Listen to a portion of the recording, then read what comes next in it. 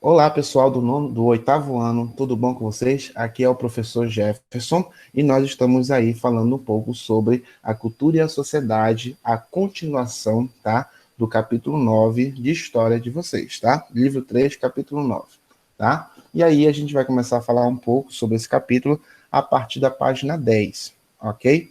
Quando se fala da cultura e sociedade, e depois, quando nós terminarmos essa parte da cultura, vamos falar da abdicação de Dom Pedro I, tá bom? Vamos lá, galera. Então, começando aqui. Quando se fala em sociedade, meninos, vocês percebem aí que não houve muitas mudanças, né? Não teve mudanças significativas nesse momento. Por quê? Por conta da permanência da elite no poder e da escravidão. O que foi que mudou com a independência, então? Somente o poder. Somente foi transferido o governo que saiu do domínio português para o domínio do Império Brasileiro, né? Isso quer dizer o quê? Que a elite aqui local ainda estava no poder, ainda existia o poder, ainda existia a escravidão, ou seja, a estrutura social em si não mudou nesse momento, quando se fala em sociedade aqui no primeiro reinado, tá bom? Então, basicamente, a gente está dividindo aí a sociedade como era antes da independência. Você tinha um grupo de elite formado pelos grandes proprietários de terra, pelos comerciantes e altos funcionários públicos, tá? E logo abaixo você tem a chamada classe média, né? Os grupos da classe média eram profissionais liberais, médicos, intelectuais, né? Advogados, prestadores de serviços, alguns militares de baixa patente e membros do baixo clero, tá bom? Então, basicamente, a classe média permanecia a mesma, assim como a popular, que era formada pelos trabalhadores livres, os estrangeiros que vinham tentar a vida aqui no Brasil, tá? E também os ex-escravos que compravam sua liberdade permaneciam também aqui no Brasil. A classe popular era uma das maiores que se tinha aqui na sociedade, tá? E, como eu falei para vocês, a classe dos escravizados ainda permaneceu, né? A base do Império Brasileiro ainda era escravista, né? A base da sociedade, tá? Esses escravizados, muitas das vezes que vinham da África, ou então eram comercializados entre as próprias províncias aqui internamente, trabalhavam nas lavouras de açúcar e agora a lavoura de café, que estava despontando aqui nesse momento, tá? Além das lavouras de açúcar e café, eles trabalhavam na área doméstica, nas casas, né? Nas cidades, nas feiras, tá? Existiam justamente trabalho escravo em várias regiões aqui, em vários setores da sociedade brasileira. Ou seja, a escravidão ainda era uma característica que veio da colônia e permaneceu ainda no império aqui nesse momento, tá bom? Vamos lá. Isso a gente falando da cultura, né? Quando se fala, perdão, da sociedade. Quando se fala da cultura no primeiro reinado, a gente tem já justamente características que são heranças, né? Eram heranças desde a época da chegada da corte portuguesa em 1808, né? Com a vida de artistas, intelectuais europeus, né? Trazida pela família real, pelo Dom João, desde 1808. E quando o Dom João VI voltou para Portugal, e muitos desses artistas, né, dessa cultura permaneceu aqui no Brasil, ok? E aí, essa cultura, a gente tem que lembrar que ela era voltada mais para a elite, né, para quem tinha condições, essa cultura e essa educação nesse momento, tá bom? Então, veja bem, isso também não mudou muita coisa, ou seja, foi herança da época em que o Brasil ainda estava submetido a Portugal, tá? Com a independência, o Dom Pedro I continuava também esse processo cultural, introdução de cursos, né?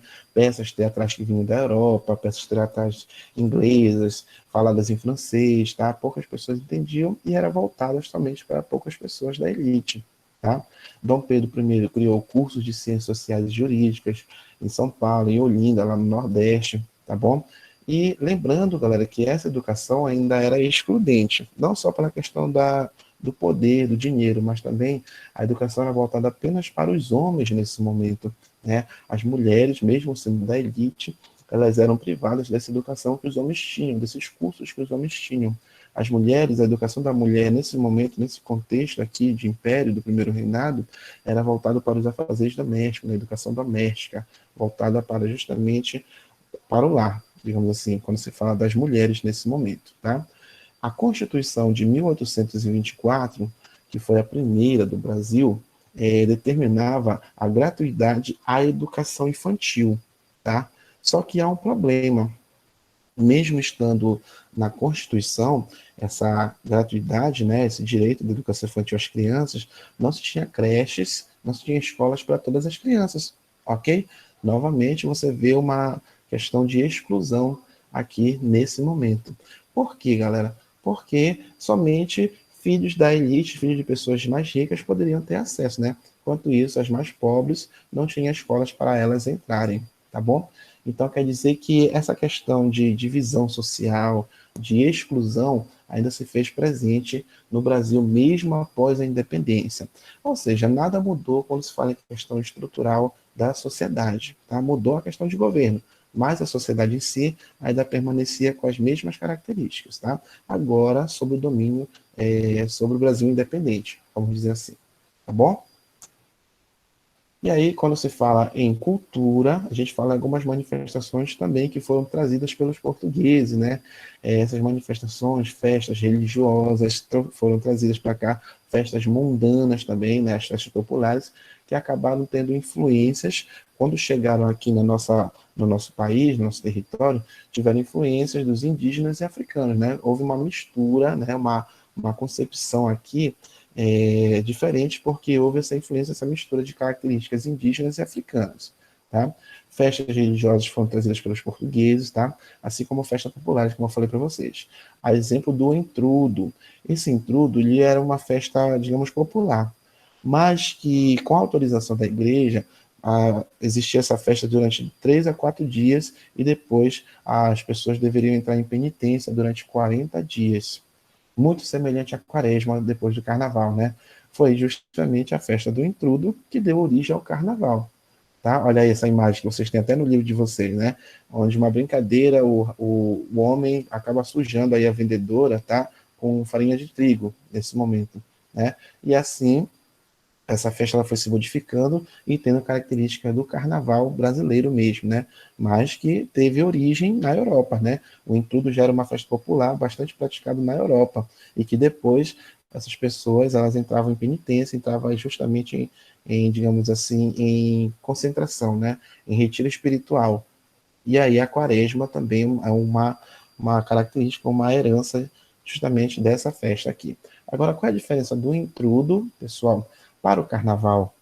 Se vocês perceberem, o intrudo era uma festa religiosa, aliás, uma festa popular que veio da Europa, desde a época da Idade Média tinha o intrudo, tá? Mas que quando chegou aqui no Brasil, tá? Esse intrudo recebeu influência, olha que está lá no primeiro ponto, tá? Recebeu influência portuguesa, indígena, tá? E africana.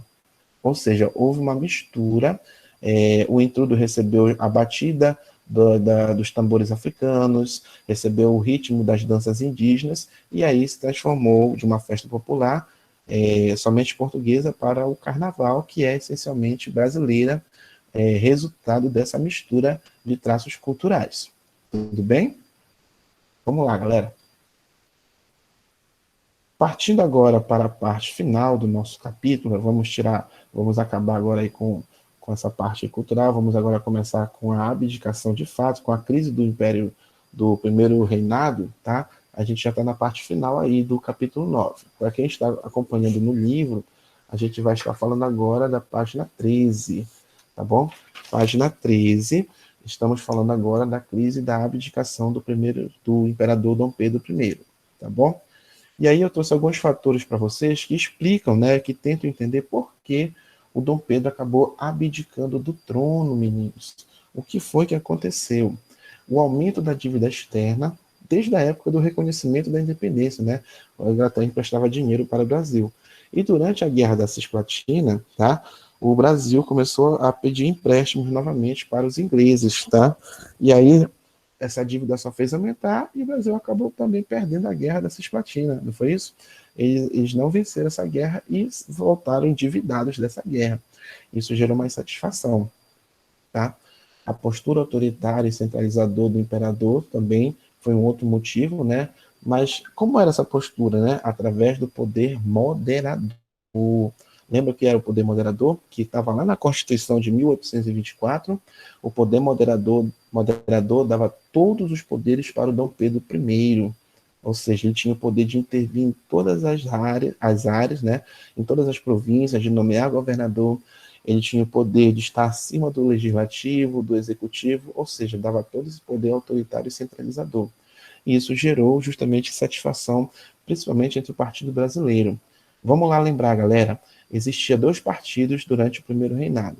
O Partido dos Portugueses, ou Partido Português, que era do lado aliado do Dom Pedro I, e o Partido Brasileiro, que era maior que o português, que fazia parte da oposição. E por conta desses fatores, por conta dessas medidas aqui, dessa crise, a oposição só fez aumentar, né, e críticas contra o Dom Pedro I também. O que vem a piorar em 1831, né? Existia um jornalista aí que fazia perseguição ao governo do Dom Pedro I, um jornalista chamado Líbero Bardaró. Esse cara, ele começava a denunciar, começava a criticar em seus jornais a postura autoritária de Dom Pedro I e também algumas medidas aí que não agradavam a população. De tanto perseguir o Dom Pedro, tá, ele acabou sendo morto. E o Partido Brasileiro acusou o Dom Pedro de ser o mandante desse assassinato do Líbero Badaró, ok? Isso aí já no finalzinho do seu reinado. E o que foi que aconteceu? O Dom Pedro, para ele amenizar, né, as insatisfações, as manifestações contrárias ao seu governo, tá? O que foi que ele fez? Ele começou a viajar para as regiões, para as províncias, para tentar conversar com a população, para tentar amenizar e melhorar a sua imagem, né? Mas aonde ele chegava, ele era recebido com protestos, tá? Em março de 1831, por exemplo, ele foi até Minas Gerais para tentar melhorar sua imagem perante a sociedade mineira.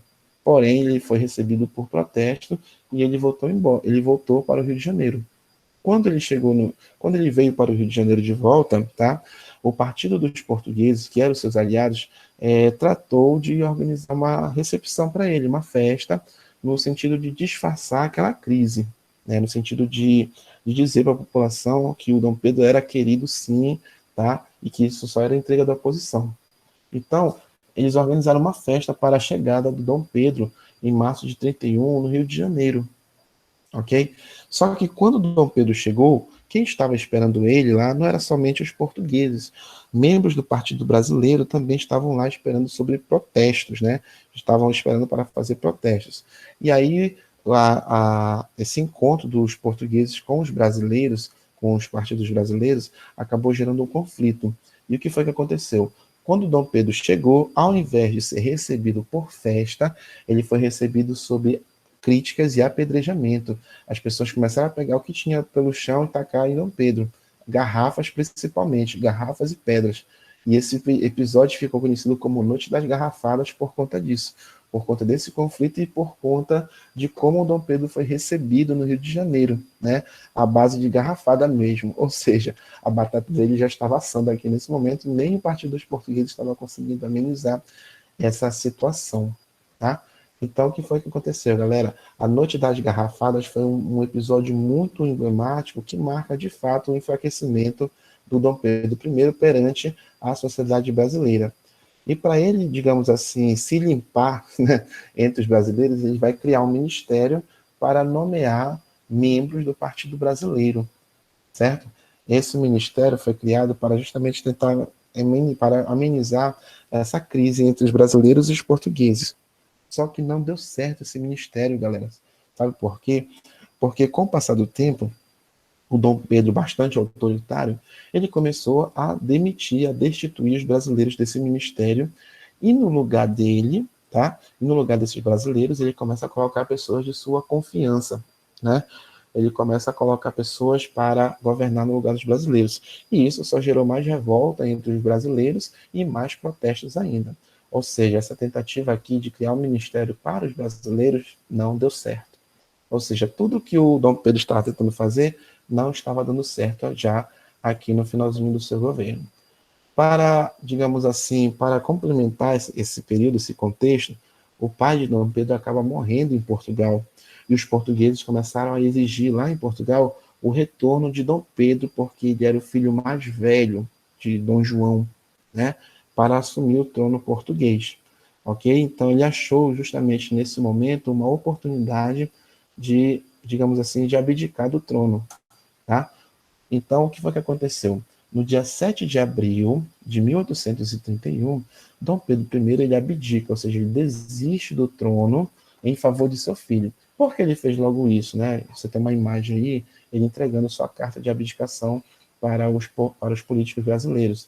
Por que ele faz isso? Porque ele se adianta, né, desistindo do trono. Porque se tirassem ele do poder, o seu filho não poderia assumir. Então ele faz isso já pensando no seu filho, no Pedro de Alcântara. O Pedrinho, esse cara que está aí embaixo, que vocês estão vendo, né? Na época ele tinha 5 anos de idade, quando o pai dele desistiu do trono e retornou para Portugal em 1831. Então Dom Pedro, ele deixa o seu filho aqui como seu herdeiro do trono brasileiro. Só que o Pedrinho, o Pedro de Alcântara, ele tinha apenas 5 anos de idade. Não dava para governar, né? Com 5 anos de idade não dá para governar. E o que foi que ele fez? Aliás, o que foi que aconteceu nesse período? Enquanto o Pedro ainda era criança, alguns grupos de políticos do Brasil aí, isso estava previsto também na Constituição, tá?